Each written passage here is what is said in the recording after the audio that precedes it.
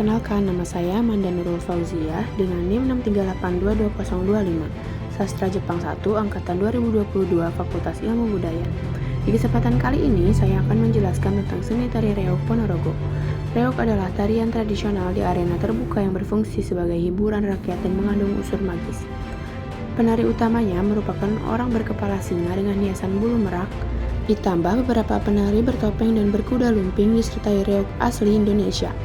Tarian ini menampilkan sosok topeng macan berhias bulu merak berukuran sangat besar. Topeng tersebut dikenakan penari dengan gerakan meliuk-liuk. Pertunjukan reog Ponorogo sering ditampilkan di berbagai acara seperti pernikahan, perayaan hari jadi, hingga festival kesenian. Pertunjukan ini bertujuan mempererat tali silaturahmi masyarakat Ponorogo. Berikut ini adalah cerita sejarah tentang reog Ponorogo.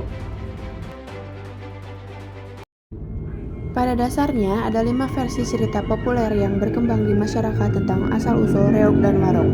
Namun, salah satu cerita yang paling terkenal adalah cerita tentang pemberontakan Ki Ageng Kutu, seorang abdi kerajaan pada masa Brakertabumi, Raja Majapahit terakhir yang berkuasa pada abad ke-15.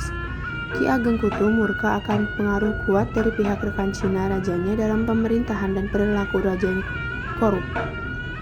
Ia pun melihat bahwa kekuasaan kerajaan Majapahit akan berakhir. Ia lalu meninggalkan sang raja dan mendirikan perguruan di mana ia mengajar anak-anak muda seni bela diri, ilmu kekebalan diri, dan ilmu kesempurnaan dengan harapan bahwa anak-anak muda ini akan menjadi bibit dari kebangkitan lagi kerajaan Majapahit kelak. Sadar bahwa pasukannya terlalu kecil untuk melawan pasukan kerajaan, maka pesan politis Ki Ageng Kutu disampaikan melalui pertunjukan seni reog, yang merupakan sindiran kepada Raja Brakertabumi dan kerajaannya. Pagelaran reog menjadi cara Ki Ageng Kutu membangun perlawanan masyarakat lokal menggunakan kepopuleran reog.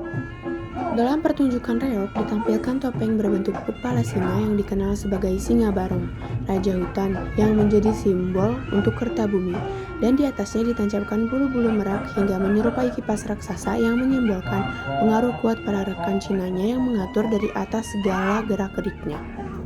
Jatilan, yang diperankan oleh kelompok penari gemblak yang menunggangi kuda-kudaan, menjadi simbol kekuatan pasukan kerajaan Majapahit yang menjadi perbandingan kontras dengan kekuatan warog yang berada di balik topeng badut merah yang menjadi simbol untuk Ki Ageng Kutu, sendirian dan menopang berat topeng Singa Barong yang mencapai lebih dari 50 kilo hanya dengan menggunakan giginya.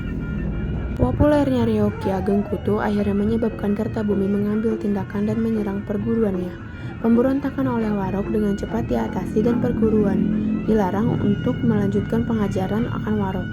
Namun, murid-murid Ki Ageng Kutu tetap melanjutkannya secara diam-diam. Walaupun begitu, kesenian reognya sendiri masih diperbolehkan untuk dipentaskan karena sudah menjadi pertunjukan populer di antara masyarakat. Namun, jalan cerita memiliki alur baru di mana ditambahkan karakter-karakter dari cerita rakyat Ponorogo yaitu Kalono Sowondono, Dewi Songgolangit, dan Sri Gentayu. Versi resmi alur cerita reog Ponorogo kini adalah cerita tentang Raja Ponorogo yang berniat melamar putri Kediri, Dewi Ragil Kuning, namun di tengah perjalanan ia dicegat oleh Raja Singa Barong dari Kediri. Pasukan Raja Singa Barong terdiri dari merak dan singa, sedangkan dari pihak kerajaan Ponorogo, Raja Kalono dan wakilnya Bujaganom dikawal oleh warog, pria berpakaian hitam-hitam dalam tariannya, dan warog ini memiliki ilmu hitam mematikan. Seluruh tariannya merupakan tarian perang antara kerajaan Kediri dan kerajaan Ponorogo dan mengadu ilmu hitam antara keduanya. Para penari dalam keadaan kerasukan saat mementaskan tariannya. Sekian informasi yang dapat saya sampaikan. Mohon maaf bila ada kesalahan. Terima kasih.